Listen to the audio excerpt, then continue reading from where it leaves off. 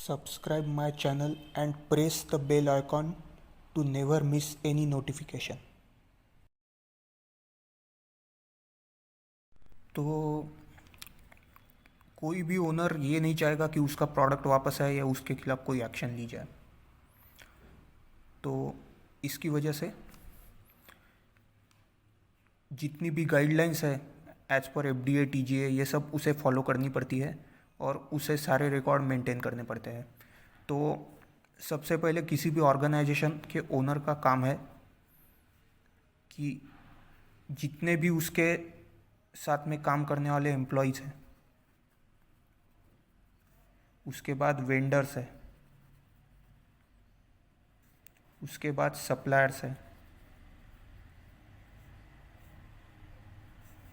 और लॉजिस्टिक्स है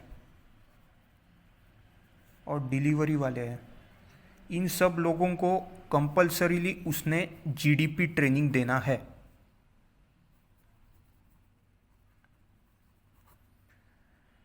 और और और ये ट्रेनिंग देने के बाद ये सब इम्प्लीमेंटेशन होना चाहिए और पूरे जीडीपी का पालन होना चाहिए। ये भी इंटरनली चेक होना है। Internal audits it is checked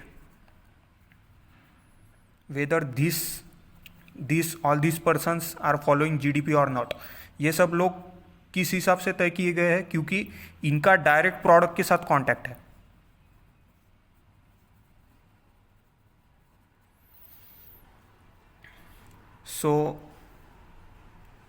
सो इसके बाद में जो भी जीडीपी फॉलो होगा ये सारे लोग जीडीपी फॉलो करेंगे।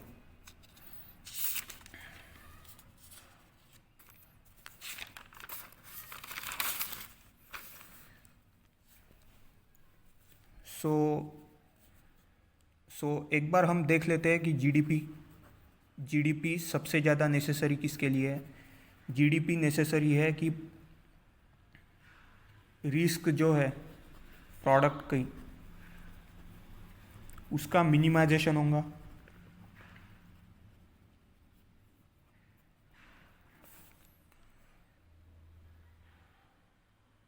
उसके बाद में जब भी कोई ऑडिट रहता है तो जीडीपी वाले देखते हैं कि एक टर्म आता है फार्माकोविजिलेंस।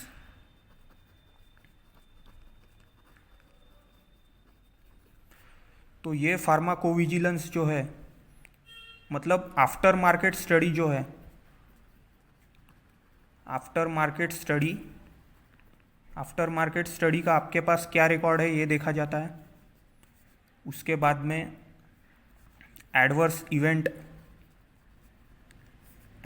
इवेंट होता है, उसका रिकॉर्ड देखा जाता है।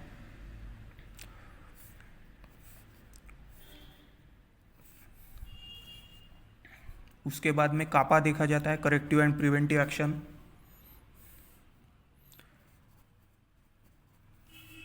और ऐसी कुछ चीज़ें देखी जाती है इन सब में। तो इसकी वजह से ये सारे डॉक्यूमेंट्स जीडीपी के अंदर आते हैं और ये सारे डॉक्यूमेंट्स एफडीए चाहता है कि ये सारे डॉक्यूमेंट्स अपडेटेड रहे। So in next friends, welcome to my channel. तो पिछले वीडियो में हमने देखा कि जीडीपी क्यों नेसेसरी है। जीडीपी इसलिए नेसेसरी है क्योंकि कंपनी का रेपुटेशन जीडीपी पे डिपेंड करता है।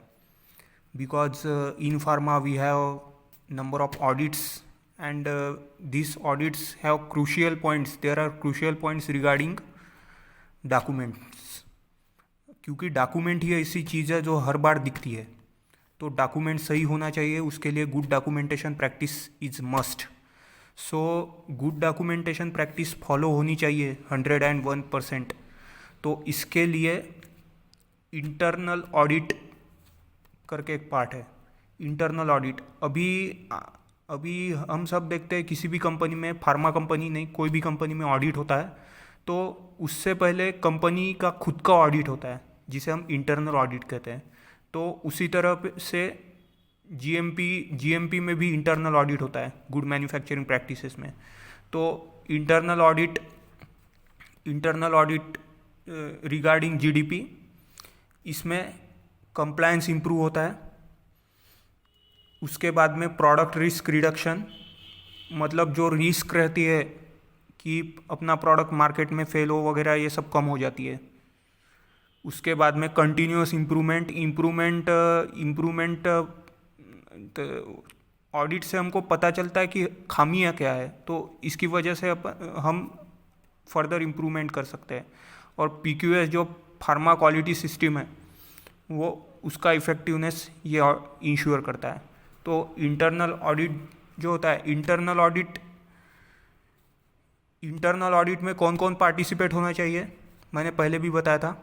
इंटरनल ऑडिट में जिन जिन लोगों का प्रोडक्ट के साथ कांटेक्ट आता है, मतलब सप्लाई चेन है, उसके बाद में लॉजिस्टिक है, मैन्युफैक्चरिंग है, प्रोडक्शन रिगार्डिंग है, और सारे जो भी लोग हैं कंपनी के, vendor, supplier, raw material suppliers वगैरह, इन सबको ऑडिट में पार्टिसिपेट होना है इंटरनल ऑडिट में।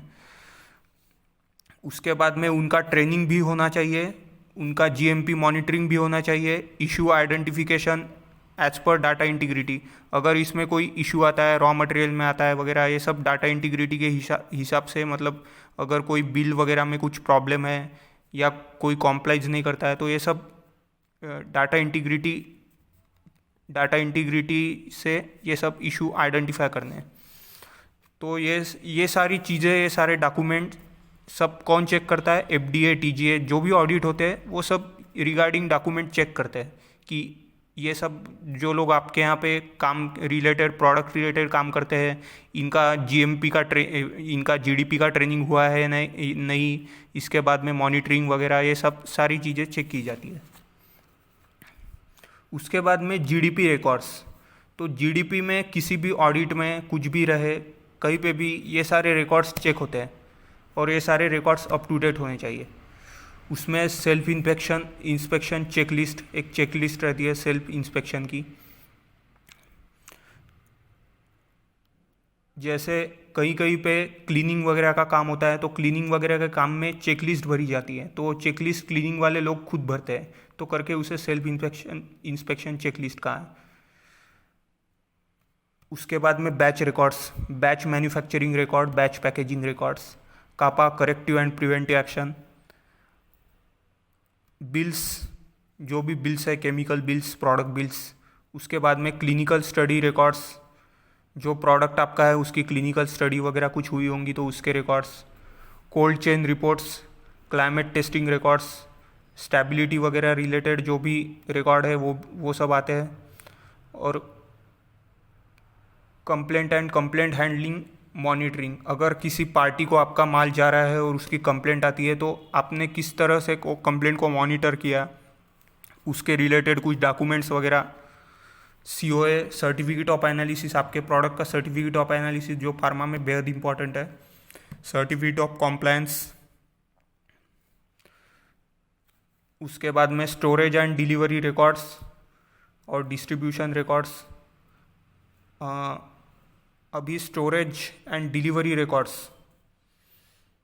तो इसमें आपका जैसे कोई रेफ्रिजरेटर है या कोई कोल्ड स्टोरेज है, उसकी लॉगबुक वगैरह रहती है, उससे हमको पता चलती है कि ये इस कंडीशन में स्टोरेज हुआ था।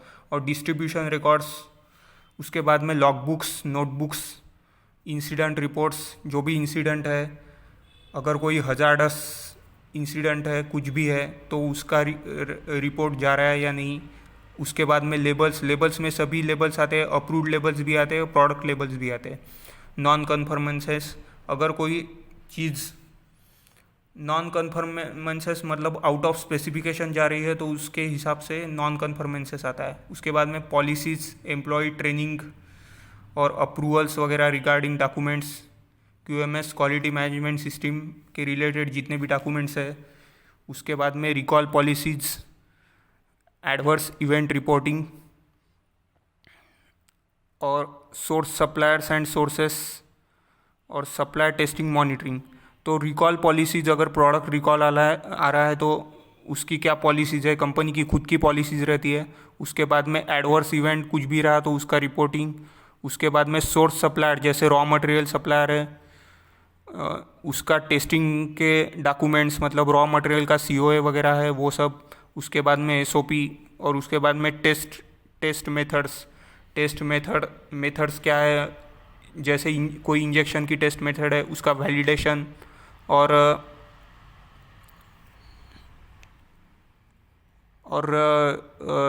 उसका वैलिडेशन और रिलेटेड डॉक्यूमेंट्स, और उसके ही साथ में रिकॉर्ड कीपिंग, जो टेस्ट मेथड रिलेटेड रिकॉर्ड्स है जैसे टेस्ट प्रोटोकॉल या कोई टेस्ट की वर्कशीट वगैरह है, ये सारे चीज़ें इसमें आती है। तो ये सारे डॉक्यूमेंट GDP में चेक होते हैं। उसके बाद में और भी डॉक्यूमेंट्स है जैसे ट्रेनिंग्स, SOPs और safety report, workplace validation, IQs, OQs, PQs, instrument के रिलेटेड सारे डॉक्यूमेंट्स। तो फर्दर रिकॉर्ड्स को क्लासिफाई किया है प्राइमरी रिकॉर्ड्स, सपोर्टिंग प्रोसीजर्स और सब्सिडियरी रिकॉर्ड्स में। अभी प्राइमरी रिकॉर्ड्स में प्रोडक्शन फार्मूलाज है, जो प्रोडक्शन की बैच का प्रोडक्शन है उसके फार्मूलाज, उसके बाद में supply source documents, contracts, packaging instructions, ये सारी चीज़ें।